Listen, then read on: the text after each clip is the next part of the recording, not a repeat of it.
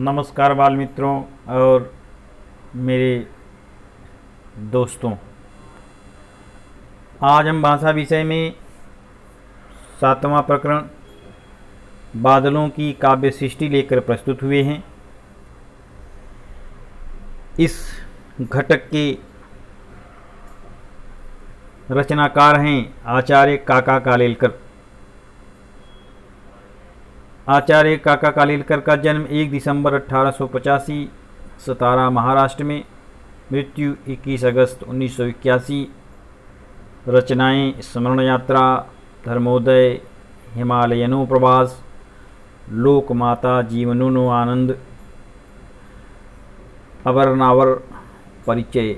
आचार्य कालेलकर जी प्रसिद्ध शिक्षा शास्त्री, पत्रकार और स्वतंत्रता संग्राम के विख्यात सेनानी थे। प्रस्तुत निबंध के माध्यम से काका कालेलकर जी ने हमें पहाड़ों एवं बादलों के सौंदर्य से अवगत कराया है। कार्यशाला के हिसाब से देखो, जरा सोचो, चर्चा करो। यदि तुम बादल बन जाओ तो बादल बन जाओगे तो क्या करोगे, कहाँ जाओगे, इन बातों पर चर्चा करो, सोचो। प्रारंभ करते हैं काका कालेलकर द्वारा लिखित बादलों की काव्य सृष्टि। आकाश के बादलों का वर्णन और काव्य जितना वैज्ञानिकों ने किया है उतना कवियों ने शायद ही किया होगा। अगर किया हो तो मेरी नज़र में नहीं आया। किसी भी देश के कवि को ले लीजिए, बादलों की शोभा से वे आकर्षित तो होते ही हैं। कुदरत का वर्णन करते हुए वे कभी बादलों को नहीं भूलते, लेकिन बादलों का नाम लिया, 2-4 शब्दों में उनका वर्णन किया तो उनके मन में बादलों का तर्पण यथेष्ट हो गया। बादलों को रुई की उपमा दी, सफ़ेद ऊन की उपमा दी, या कभी कुमकुम की उपमा दी तो पूरा हो गया। सच्चे बादल प्रेमियों को इससे संतोष कैसे होगा। मेरे बचपन में जब हम विज्ञान पढ़ते थे तब बादलों के 4 मुख्य विभाग बताए जाते थे।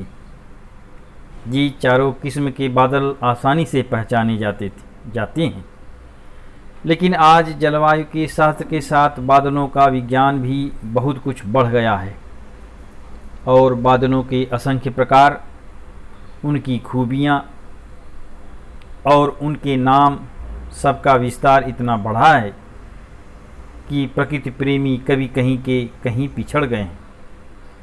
हमारे प्राचीन कवि काले श्याम बादलों को राक्षसों की उपमा देते थे। नव जलधर को देखते ही उन्हें दृप्त निशाचर का भ्रम होता था। जलराशि के भार से भूरी विलंबिनों घनों को देखकर उन्हें परोपकारी सज्जनों की नम्रता याद आती थी। भडली वाक्य की रचना करने वाले सहदेव के शिष्य किसान या खलासी लोग बादलों का जितना निरीक्षण करते थे उतना कवियों ने किया हो तो वह अभी तक हमारे सामने आया ही नहीं है। हमारे कवियों ने 6 ऋतुओं के कितने कितने सुंदर वर्णन किए हैं, किंतु 6 ऋतुओं के बादलों की अलग अलग शोभा उन्होंने क्यों नहीं दी। उषा काल के बादल, सूर्योदय के बादल, दोपहर की निराग्रही अनासक्त बादल, संध्या के उज्ज्वल और विलासी बादल और रात के राक्षसों जैसे बादल, इनका अलग अलग वर्णन तो क्या, व्यक्ति परिचय हमें मिलता है। पूर्णिमा के दिन चंद्र के साथ खेल करने वाले बादल और द्वितीया के चंद्र की शोभा बढ़ाने वाले बादल एक से नहीं होते। बारिश के दिनों में सारे आकाश पर अपना साम्राज्य जमा कर अनंत आकाश को संकुचित करने वाले बादल जुदे और सारे क्षितिज पर अपना व्यवस्थित वलय फैलाकर आकाश की नीले गुंबद की अखंड शोभा बढ़ाने वाले बादल जुदे। हिमालय जैसे पहाड़ों के शिखर पर सवार न होते हुए शिखर के नीचे फैलकर शिखर को स्वर्गीय उन्नति देने वाले बादल अलग, और उन्हीं शिखरों की शोभा सस्ती न बने इसलिए उनके सामने पर्दा खड़ा करने वाले बादल अलग। अगर कोई माने कि समुद्र के ऊपर के बादल और रेगिस्तान के ऊपर के बादल एक ही किस्म के होते हैं तो कहना पड़ेगा कि ऐसे लोगों ने बादलों का निरीक्षण ही नहीं किया।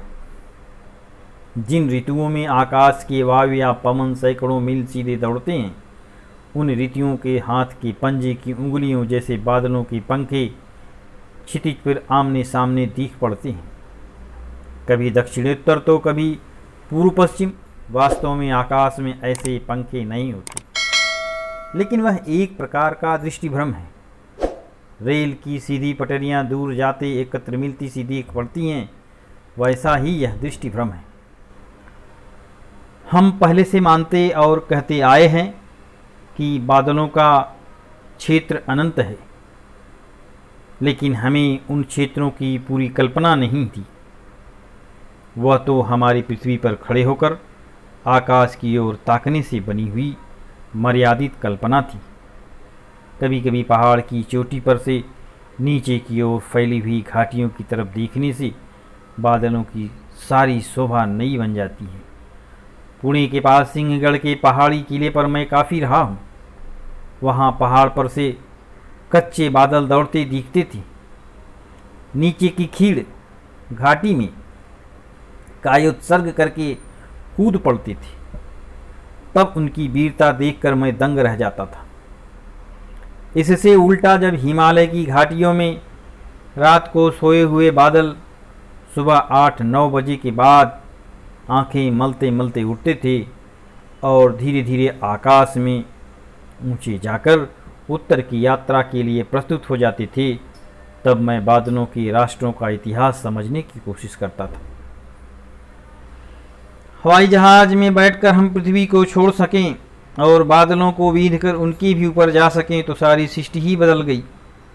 जब पृथ्वी छोड़कर मनुष्य बादलों को भी ऊपर देखता है, तब तो अभूतपूर्व या अदृष्टपूर्व विस्तार उसे देखने को मिलता है।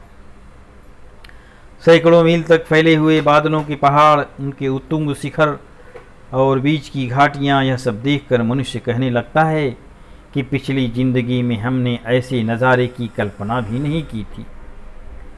इन व्योम काव्यों में इंद्रधनुष भी होते हैं, उभय संध्या की शोभा भी होती है।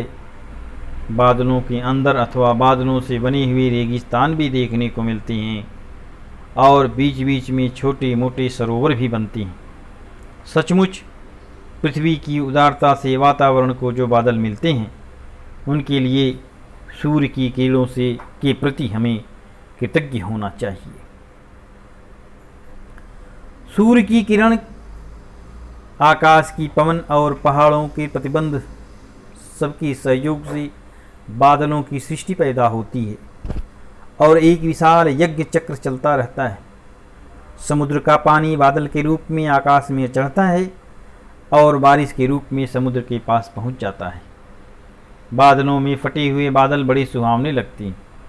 बादलों के पुंज के ढेर जब बनते हैं, तब वे बर्फ के पहाड़ों के जैसे भव्य और स्वर्गीय दिख पड़ते ही हैं, लेकिन केवल घने बादल शायद ही विशेष शोभास्पद होते हैं। जिंदगी में हिमाच्छादित शिखर पहली बार देखने से ऐसी धन्यता हुई कि आयुष्य में इस दिन का महत्व दृढ़ करने के लिए मैंने उस दिन अपनी छोटी सी बांसुरी में उसका विशेष जिक्र किया था। विशालकाय सफ़ेद सफ़ेद शिखर देखकर ही मैं तृप्त और मस्त हुआ था, लेकिन देखा कि वे भव्य पहाड़ भी अपने ढंग का नखरा कर सकती हैं। जब सूरज पश्चिम की ओर ढल पड़ा, तब शिखरों के रंग कुछ फीके पीले से हो गए। अब वे पहले से ज़्यादा मोहक होने लगे। बर्फ़ के रंग देखते देखते ऐसे बदलने लगे कि एक क्षण के लिए भी नज़र उन पर से हटाना कोई अजीब सुंदरता खोने जैसा था। और कितना आश्चर्य कि इतनी विलक्षण चंचलता का प्रत्यक्ष साक्षात्कार होते हुए भी पहाड़ के चेहरे पर भी गंभीरता या कचित भी नष्ट नहीं होती थी। आज बस इतना ही। आगे जो शेष भाग अगले प्रकरण में दिया जाएगा और इससे संबंधित जो पाठ से संबंधित जो स्वाध्याय होगा वो अगले भाग में बताया जाएगा। धन्यवाद।